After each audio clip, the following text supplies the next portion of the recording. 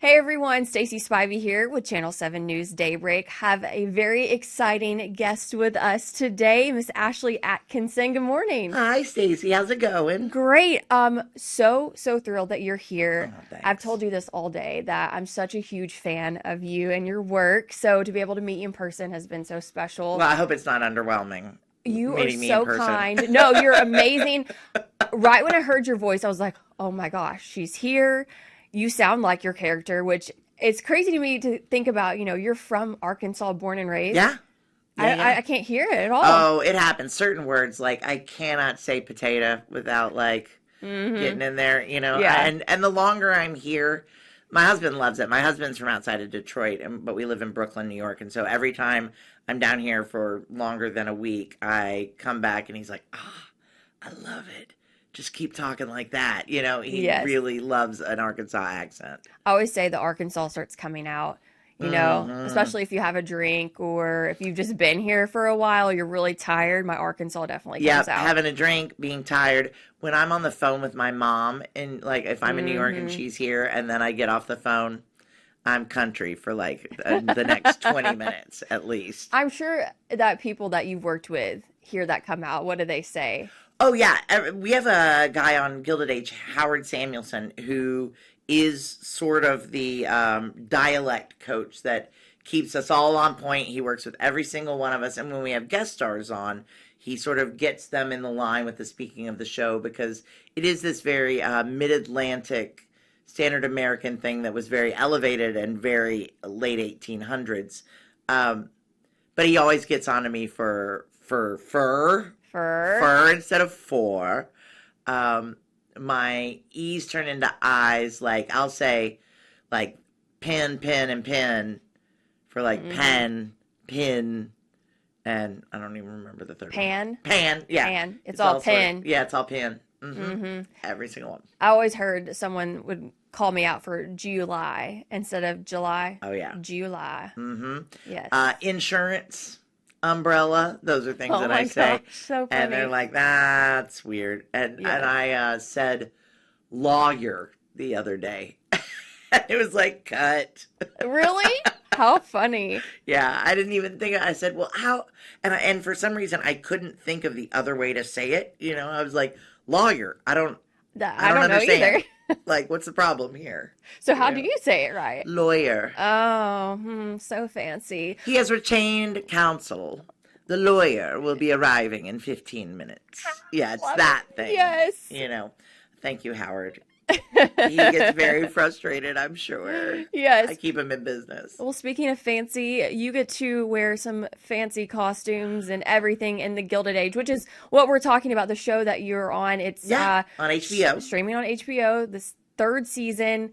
What is it like working on that set? Oh, man. Well, the costumes are extraordinary and they're really fun to wear, even though we all kind of have moments where we have a little panic attack. I've started to recognize it in my co-stars and they recognize it in me. Sometimes it's just like your body and the corset, especially when we're starting a season together. Mm. Because what we're wearing, well, what I'm wearing, I can't speak for everybody, but what I'm wearing is like my regular underwear and then like a short underneath and a camisole and then a corset, which I get laced in and out of. And then a what they call a lobster, well, then a petticoat, and then what they call a lobster tail, which is sort of like the thing that makes that shape, you know, the bustle Mm-hmm. shape, Right. and it's collapsible, sort of like a convertible roof, and it's got um, sort of boning through it, these sort of circular, semicircle bonings that sort of collapse, Mm-hmm. sort of like collapsible cups that, you know, come in the little. Right. Yes. I have so many ways to describe it. Let's see if I can think of another. And then a little pillow bolster that ties on top of that around my waist. And then you put the actual things that you see on, like the actual skirt, which is multiple layers, and either the jacket that goes in the front or the back. We don't use zippers. Everything is period appropriate, so it's all buttons, and often they're. I mean, I can't get dressed without help, most of us cannot get dressed without help Wow. of the women. So we all have a dresser that comes in Mm-hmm. and helps us. I'm a slow one. It takes me a minute.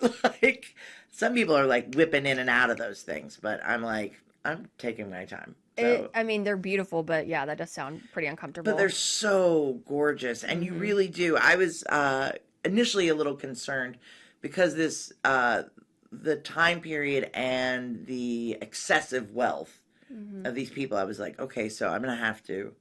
As an actor, it was a fun challenge to be like, I'm going to have to carry myself differently, and how do Mm-hmm. I do that, and what does that look like? And then I got into those clothes, and I was like, oh, all of that work that I did not matter. The clothes do it for you. Just make you feel. Yeah, you can only walk one way in those clothes. Mm-hmm. You can only sit. It's not like, Yeah. I'm always amazed when I see Blake Ritson and Louisa Jacobson, who play Oscar and Marion, because they do this great thing where they come into their own house at the Van Ryns and they just, and they're slouching. And I'm Yes. like, it takes so much work To to slouch. slouch in Oh those my outfits. goodness. It's incredible. I don't know how they Yes. do it. I'm like, nope, I got one way I can sit. Yeah. This is what you get. Mentioning some of, the cast members, you're working with some of these huge names. What has that been like? Oh, it's incredible. And they're all so, so generous. But it's what's really strange is that the Broadway community is a pretty tight knit community. Yes, yes. And so, having been on Broadway and been in the theater in New York, I know a fair amount of these people. And depending on what their role is, I may never see them. Right. Really? Celia Keenan Bolger is a friend of mine who plays Mrs. Bruce. But because she's a downstairs character, I never get to see her at work. Ever. I Oh. never see Cynthia Nixon is a close friend of mine, and we've worked together half a dozen times. She directed me in a play in 2016. I met her doing the Sex and the City movie in 2008, I guess. So we've known each other for a long time and are close, but I never get to see her um, because the Van Ryns and Fortes now, Mrs. Forte, Mrs. Van Ryn don't go to the parties Yeah, that they I don't leave throw. their house, really. And then there's some people I see all the time, like Thaisa Farmiga, who's a very close friend of mine. T Farm and I hang out a lot. We're in all the scenes together. And the Russells, I see a ton. Mm-hmm. Donna Murphy, who I love, who plays Mrs. Astor, I get to Mm-hmm. see a lot. But yeah, it just depends on the role, whether we get to hang out, Yeah. you know? Oh, I'm learning so much. That's really neat. Oh my gosh, thank you. Also, we went to the SAG Awards. We got nominated for Best Ensemble, and we were actually, Congratulations. thank you so much. And it's so interesting because we were tied, I think, for the largest ensemble ever to get to go en masse to the SAG Awards, because the designation for being part of the ensemble is if you are in 51% or more, Mm. I think, of the episodes. And because we have so many dinner parties, Mm-hmm. it's like there's always 25 people in a scene. Yes. There's always a ton of people. Uh-huh. And we were tied with Orange is the New Black because they have like all these prison cafeteria scenes. And it's Yes. sort of the same vibe, But different. But yeah, Yeah. but quite different. Yes. But Still yeah. probably the same amount of drama. Yeah. Oh, definitely. Yes. So I'm curious how you got involved in this. I mean, I know you said theater, but being from Little Rock, Arkansas, to now living in New York and on a very popular show, what was that process like? Well, I started taking classes at the Arkansas Art Center when I was 10. Wow. Now AMFA. They had a great program called Summer Theater Academy, which I wish they would bring back because a lot of people came out of that program that are now very successful in the industry or are making work for others and giving back through the arts. So I was there from 10 to 14 during the summers. And then I was just really I got bit by the theater bug, and so I went to college at Hendrix College, graduated from Hendrix, and then I went up to New York, went to the neighborhood playhouse, graduated from there in 2003, and got my first job on a Law and Order in 2004. And then I've been working pretty steadily since. Some years are better than others, of course. Stability is not something that you can sort of bank on in my field. But I like that because I think stability is sort of an illusion anyway. I think that people who think they have security often, unfortunately, that doesn't happen. I don't even have the illusion of security. Right. And I, every job has challenges, and I feel like that's mine, and it suits me. So I did a Neil LaBute play in 2004 called Fat Pig, which was really my launching pad in a way. It was really exciting.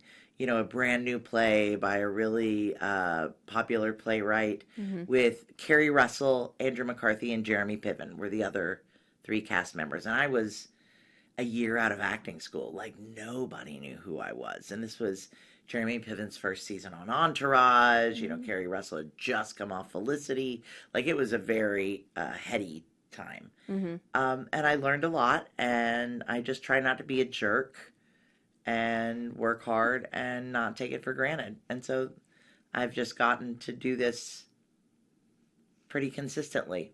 It's incredible. The Gilded Age in particular, though, I auditioned before the pandemic for another role, and then that didn't end up working out. We had, for a number of reasons. And then the pandemic hit, and I was like, oh, I probably should have done that part. But then they came back with Mamie Fish, which I was way more excited about. And I'm just so glad that I ended up getting to be on the show and stay on the show. I think the character we were originally talking about would have been gone in 3 episodes. Wow. So it just speaks to really, like, as an actor, one of the few things you have is the power to say yes or no, and to really be grateful for opportunities, but understand your worth and know it. I'm really glad I stuck for Mamie. She's very special. I love her. I love her this character so much. I have so much fun playing her.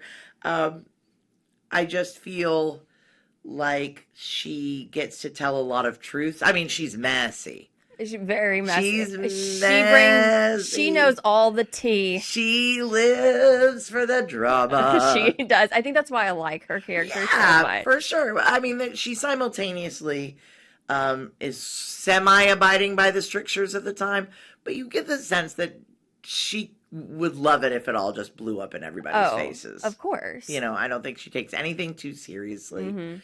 But it's nice that in season 3, which we're in now, there are actually a couple times when Mamie goes to bat for people, where she's really started to, her alliances are getting tested, social mores are changing, and it's sort of like, which side are you on? Are you on the bus or off the bus? And she's picking sides. I mean, in this most recent episodes, that conversation she had with Miss Astor. Yeah.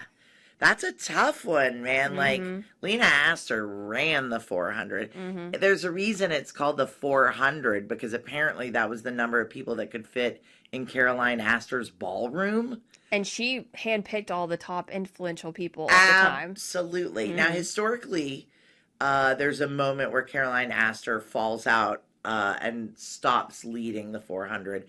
And then there's a triumvirate, which is Mamie Fish, Alva Vanderbilt, which is who Bertha Russell is. Right. The Russells are semi-based on the Vanderbilt family. And a woman named Tessie Ulrichs, which I was always like, ooh, is that going to be Aurora Fane? But, like, poor Aurora. Ugh. Poor Aurora. Like, can we just have a moment to be like, thank God we're in a place where, like, divorces can happen and people can move forward and with their lives, and women have more freedom. Right. I mean, yeah. I know. I mean, I think that's what I love and appreciate so much about these period pieces that are coming out, because it really does teach you a lot. Yeah. And opens your eyes a lot. I mean, you can read history books, you can learn about it in class, but when you're seeing it unfold in a really good TV show, it just puts it into perspective. Like this was real life back Yeah. then. And I think we tend to think, I mean, I certainly do, that like we invented certain feelings or emotions or Right. like romance or whatever, like it's hard to think about people in the 1880s like falling in love and like Mm-hmm. getting together and it's great to see that humanity is humanity whatever the time, and like Mm-hmm. love finds a way, drama happens, people get their feelings hurt, Mm-hmm. there's tragedy, there's excitement, and we're all just people. Yeah, we are. So I want to know what it was like for you growing up here and how you think that being a native Arkansan has helped you in your career. I think that Arkansas is so unique, especially since I've lived in so many places. Sure. Moving back home, realizing that Arkansas is really proud of other Arkansans. And it's just a special, like, tight-knit community. My husband's not from here, and that's something he's really noticed is he's like, one, you all know each other. Mm-hmm. Facts. Y'all all know each other. But it's just, we really do really cheer on other Arkansans. Yeah, it's true. And as a matter of fact, I want to shout out one of my producers on The Gilded Age, Luke Harlan, is from Arkansas. What? No way. Oh yeah, day one we saw each other, and he was like, "Hey, Arkansas," and I was like, Did y'all call the hogs together? "Oh my gosh, no, no, we should." Though Spike Lee on the set of Black Klansman Yes. made me call the hogs twice. I forgot you were in that too. Oh yeah, my goodness. I mean, it was like when things got a little tense or whatever, he would just make me call the hogs, and I told a friend of mine that, and she said, well, did the crew do it with you? And I was like, oh no, they didn't know how. And she was like, the first time, it's not like it's hard to learn. No, not at all. She's like, by the second time, Yeah. they could have joined in with you. And I was like, oh no, I funny. think it was absolutely like, look at this ridiculous woman. This Arkansas girl, by what is herself. this? It sounds very cool and intimidating when it's a stadium full of people. One girl, They're like, oh, they're no. like, oh, yeah. bless her heart. Oh, literally, though.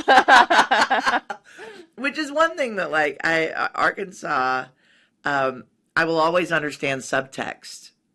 Arkansans are great about the bless her heart and, oh, that's cute. That sort of stuff. I think it helped me understand Shakespeare better, actually. Oh, being okay. from Arkansas. I was in London doing Shakespeare, and this woman asked me if it was difficult doing Shakespeare because of where I was born and raised. And I said, well, actually, modern Southern dialects are closer to Shakespearean English than modern British dialects. Really? And she said, oh, don't say that. Don't say that. But it's true. Historically, that has been proven as a fact. So the meter, the iambic pentameter, oh, I'm getting really nerdy, I is love like it. really lends itself to the Southern language, and also how the way that we allied words, bring words together. Like, I was teaching somebody an Arkansas accent one time, and the line was, I'm going to miss my flight. And I said, mm-mm.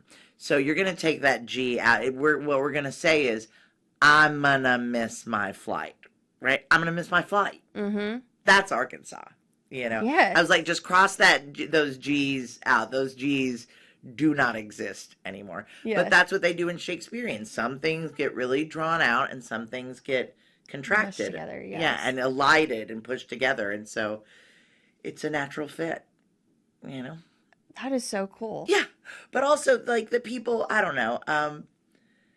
I think it's helpful to come from a place like this. Even though, Nepo baby talk and about like sort of having your feet already in the door if you're born in certain cities. Sure, that's probably true. But also, to steal a line from Robert Duvall, I don't know how you play a real person if you didn't grow up around any, like That's incredible. I think being from here has given me a grounding and a home base, and also the sense of like, girl, you just pretend to be other people for a living. Like, don't get, it's not brain surgery. It's not rocket You're science. playing a character every day. Exactly. You're playing dress up, babe. Like. To play dress up every day. Oh my goodness. It is pretty fantastic. Yeah. And probably the only job I was ever suited for, Stacey. I don't know if do you feel that way about broadcast? Like, because Yeah. I feel I like mean, this is really the only thing that I would have ever been even remotely successful at. I mean, same. I got out of the TV business for 2 years and came back. I mean, I just feel like I Yeah. can't do anything else. But it's funny what you say about playing a character, because in a sense, like when we're on air, you have to turn it on. Oh, sure. When I'm off air, Yeah. I mean, I'm the same person, obviously, but it's just a little more elevated, a little more peppy or Yeah. animated, You can't bring your problems onto that set. Exactly. Same with you. Absolutely. Mm-hmm. I mean, I do think that, and you just hit on something really interesting, which is that I do think, I mean, I am playing characters, but there's always a point where I go like, where am I in this character? Mm-hmm. What are our points of intersection? And that's how you ground it, and that's how you can make it nuanced and real, and how you can live in it is to sort of go, oh, these are the points that tack together. Mamie has historically had like a braying loud laugh. She was really loud. She could be caustic, but she was funny. She loved throwing parties. These are all things that like are sort of are native to me as well. Mm-hmm. So, I mean, I love throwing a party. Oh, my send me an invite goodness. anytime. Of course. I make a mean punch. Ooh. Dangerous, Okay. honestly.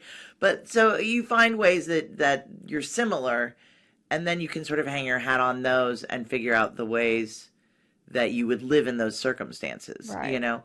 So it's always a version of you. Mm-hmm. Plus they have or to bring minus a the, certain amount of things. the emotion and the heart to your Yeah, character. yeah, it's got to be real. Just as like you talk about, in half an hour, you'll talk about wonderful charity events happening for children and terrible tragedies that are Right. happening to people here, and it's not like a distanced thing like it happened in history or it happened somewhere else. Like they're happening here to the people that you're speaking to, so Yeah. that's got to be grounding, I imagine. Yes. You kind of, I mean, after I've been doing this for 12 years now, and it's like you kind of have to just like disassociate sometimes. Yeah, sure. Otherwise it'll all catch up to you. But anyway, just so incredible to see another Arkansan, so successul. I'm curious, can you tell us what's next for you? Do you have anything in the works? Actually, I have something super exciting. So first, I don't know if this will be before or after that, but I'm producing the 24-hour plays here in Little Rock. They'll be at the Ron Robinson on July 28th, with 100% of net proceeds going to Be Mighty, which is Cal's anti-hunger program. It's really exciting. These plays will be with Arkansans, 6 short plays, conceived, written, rehearsed, and performed all within a 24-hour period. The writers write overnight. The actors rehearse the next day. It's very exciting, and we hope you come out for that. But also, I have a film coming out this fall. I'm not sure exactly when. Called The Lost Bus. It stars Matthew McConaughey, America Ferrera, Yul Vasquez, and myself. And it's directed by Paul Greengrass, who directed United 93 and Captain Phillips and a bunch of the Bourne movies. He's an incredible filmmaker. Produced by Jamie Lee Curtis. Wow. It's based on a book about the 2018 campfire fires in Northern California, which were the deadliest fires in California history. And The Lost Bus is a true story about a bus driver who was, from all reports, not a great bus driver and had not been a bus driver very long. Kevin McKay, who was tasked on the day of the campfire fires with going to pick up 22 school children whose parents worked too far outside of the evacuation zone. And what happened after that is 7 hours of fighting through fire. Oh But my gosh. he's really inexperienced, and he doesn't know these kids, but he's the only bus in the vicinity that's empty and can do it. So he picks up the kids, and America Ferrera, who plays their teacher. And it's all a true story. I play his boss, the director of transportation for the Paradise United School District, Ruby Bishop. And I saw an early cut of it, and it's astonishing. I mean, it's terrifying, but it's also got so much heart. I'm just really proud of it. I'm really, really proud of it, and I hope people see it. It'll come out on Apple TV, but it'll be in theaters wide in, I think, October, probably. Okay. Well, I'm definitely going to go see that. That sounds great. I love anything that's based on a true story. Oh, me as too. Well. Me too. And I got to see, I didn't get to meet Ruby, but I saw interviews with her, and she's just lovely. And you can tell just cares so much about these kids and these families in her community. You know, it couldn't be more relevant too. These, a movie about horrible fires in California, you know, while we were in edits. I spoke to Paul Greengrass, and he was like, "Yeah, it's crazy. You know, I'm editing this film, and then I turn on the news, and there's fire. And fires are raging through Los Angeles. You know, yeah. And I fear it's just gonna keep happening. So yeah, it's a good time for something like this. And I think that was Jamie Lee Curtis's. She actually brought it to Apple and Jason Blum and Blumhouse, who are the co-producers. I think she's the one that really said, this story needs to be told right now. Mm-hmm. Yeah, very relevant. So you worked with Matthew McConaughey in that? Yeah. Which my very first TV station was in East Texas, which is where he's from. So not far from here. And he's also been in some movies that have Arkansas ties, like Mud. Yeah. You know? Yeah, so, absolutely. Love that. That, you know, that's that Summer Theater Academy program and the program at the Arkansas Art Center that they used to have for kids is where I know Jeff Nichols from. Really? Yep, he was one of the alums of that program. He played a very good young prince in Young Alexei and Rasputin in about probably 1990. Okay, so, I'm going to go Google that later. Yeah. He was very good. So what would you think would be your dream role? I mean, okay. I've talked about this with my husband and my friends before, and really the only way I can think about it is sort of like which role, if we lose all the sort of constraints, like which role would I love to have played? And my answer is Tony Soprano. Really? Yeah. I would really like to play a role like Tony Soprano. Okay. Like, I would really like to play...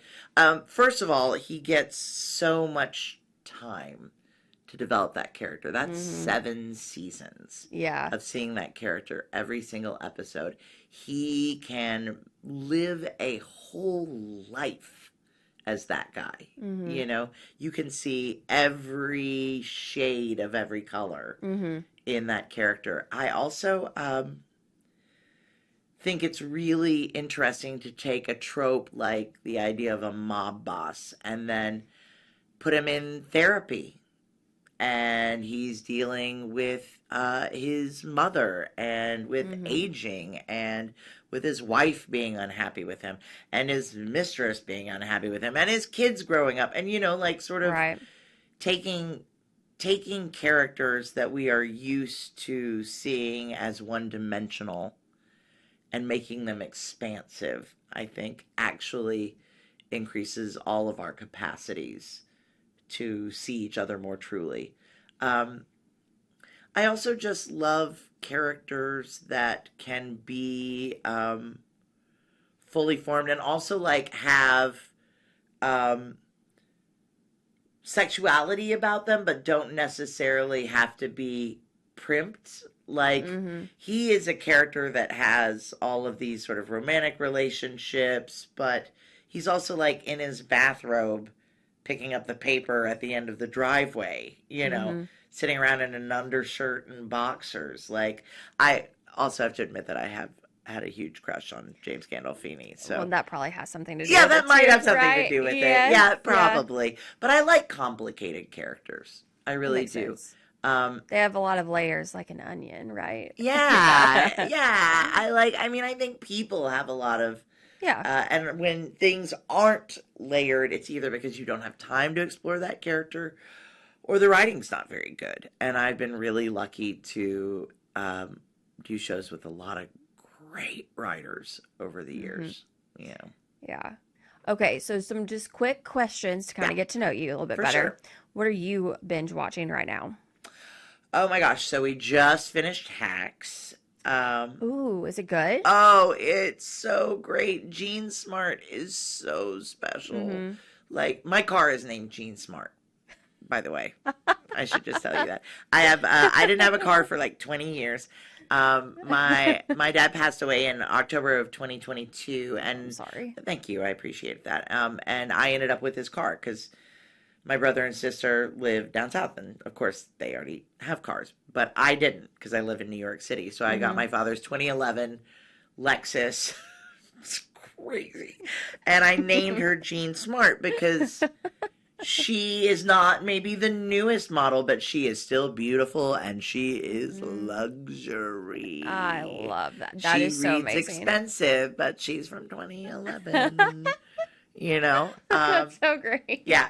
So Jean Smart and I make a lot of long trips together. It's That's wonderful. Yep. fantastic. So yeah. So I just finished Hacks. We are watching Gilded Age as it comes out. Like, I I have forgotten about a lot of the storylines, so Yeah. I'm surprised every time. Yes. What are the other things that we've been watching? We did a Deadwood rewatch recently. That was one of my favorite hmm shows for a long time. Godless is a really interesting show with Merritt Weaver that we just sort of started picking up. I love Abbott Elementary. Whenever Abbott Yeah. Elementary's That's good. on, I'm gonna watch that. I'm trying to think. I haven't been next to my Roku and streaming services for a week or two, and I'm hmm forgetting. We've put them all on pause. My husband is very good about being like, "Okay, I won't watch. I won't watch if you're not here." Yeah. Um, yeah, I'm blanking. That's fine. We'll move on to the next one. Favorite place to go eat in Arkansas? Oh, wow. There's so many. I actually discovered a new one recently, Okay. which is Rosie's Pot and Kettle over by Central Flying, kind of over by the airportish. Okay. It's wonderful. If you liked the original Downtown Homers, hmm some of the waitresses from Homers started their own thing, Rosie's hmm Pot and Kettle, and it's woman owned, and the food is fantastic. Okay. They've got fried pies. Their daily specials are delicious. Um, Other places I like to eat, I like the Root. That's good. Um, I'm really excited to try Problem Child, Haven't heard of which that. is a new pizza place that opened up out sort of like on Mississippi, Okay. like sort of across from that Tanglewood, hmm there used to be, is that where Ozark Smokehouse was? There was a restaurant right there. And now it's this thriving, they've got burgers, I think, but their main thing is pizza. Okay. And apparently it's phenomenal. I love a good pizza. Like, it's so good. Also, we don't have Waffle Houses up north, Really? so I cannot make a trip to Little Rock without eating at Waffle House. Well, there's one like right down the road from the I'm gonna station. hit it out. Oh, trust me, I have hmm another thing at like 9, and I'm like, am I gonna have time to? Will I have my Waffle House after it or before it? And also, Delicious Temptations. I've heard of that. Yes. Oh, I really love it. That's sort of like out more Pleasant Valley, sort of that hmm area. And Rejuno. I can't not mention hmm Raduno. They're delicious. Yes, also a really Yeah. good choice. Ashley is just a phenomenal business owner. And his menus are to die for. Well, if you're looking for a good brunch spot, Please. one that just opened, it's called the Buttered Biscuit in the Heights. Ooh. We, as a Daybreak team, went, and then I took my husband and daughter. Fantastic. So good. I'm always looking for recommendations. I love brunch and breakfast food, so it's delicious. There's a croissant. There's a place, the Croissantery. Yes. That is also really delicious out sort of Highway 10 way. Yes. Oh my God. I've heard that's really good. I've wanted to try it. Fantastic. Okay. Yeah, it's really I could good. sit and talk about food all day, Oh, honestly. me too. And the Gilded Age. So this is perfect. My mom and sister and I, we sort of like, when I come into town, it's like, we're going to go to Kohl's. You know, and we're gonna have some food, and we're gonna go to TJ Maxx. Yes. And sniff all the flavored coffees. You know, they have the little holes in the. And be like, do you like this one? I don't think I do. You know. That's so sweet. I'll get some weird lip balms. Yeah. Always find a good deal at TJ Maxx. Man, I love the Max. I am a Maxinista. Whoa, baby, me too. No, I mean, they're in New York too, right? Yeah, but you know, I can pretend like I don't have a 960 square foot apartment when I'm down here. I can go like, oh, because my mom and my sister have houses. So I can be like, oh, I love that vase. You should. Because I have no more room in my home. I would have to move out if I put more stuff in there. Yeah. You know, I could no longer live there. Yeah. Yeah, I mean, even when I come with clothes, my husband's great about it, but I can just see his eyes just sort of glaze over when a package comes. He's like, "What's where are in you there? gonna put this? Where's that gonna go?" I think that's a husband thing, though. Yeah. You know? Yeah. I've seen those doormats. It's like, "Don't tell my husband you dropped this package off," kind of thing. Like. Order one too many things off of Amazon. Sure. It happens, you know, in this day and age. It's just so easy just to click. It really is. Yes. I mean, it's our hunter-gatherer instincts with nowhere to put them. Basically. Yeah. I mean, yeah, it kind of goes back to that, doesn't it? I'm a big cart abandoner. Like, I will make an online cart and then just click away. Be like, I didn't really need that. I just needed to feel like this is what I would have chosen. Exactly. I don't need to own it. Yeah, that's why I just always I add it to the cart and then I save for later. Oh, that's smart. So then my save for later list is really long. Yeah. At TJ Maxx, my mom has a rule, a thing that we say to each other when we're shopping, which is, "Would you wear it out to dinner tonight?" And it's like, if you don't love it so much that you want to wear it tonight, I'm going to need you to justify it another way with like, oh, it's a good basic, I'll wear it to work or whatever, you know, but I'm going to need to hear more justification if it's not I want to wear it right now. Yeah. Piece. I may have to take that and keep it in my helpful. back pocket. There have been moments where I have been, where I'm like, I love it. I know it's crazy looking, but I want to wear it tonight. Yeah. And my mom's like, well, then you should get it, you know. Yeah. And then sometimes you go, oh, I don't really need that. It's pretty and it fits well, but I don't. Okay. I'm never going to wear it. Well, before we go. Yeah. Curious, like I always see people ask people that have been on sets, have you taken anything from the set that you want to keep? Or can you keep anything? Not really. I feel like I would have to sneak like a feather from the hat. I know, right? Well, I did.